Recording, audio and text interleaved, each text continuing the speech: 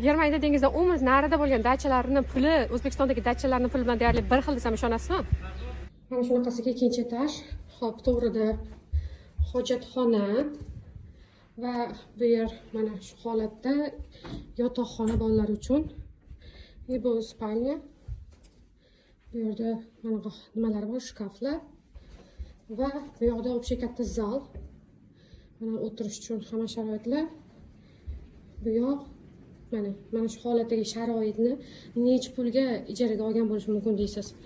Bu yerda холодильник, mikrovolnovka, duxovka, idish yuvish mashinasi, hamma narsa.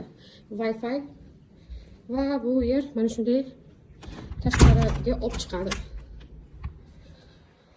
Mana shunaqa manzara. Xo'p. Bu dachalar dengizdan 10 mil narida joylashgan va narxi bir kunga $170 ga aylanadi.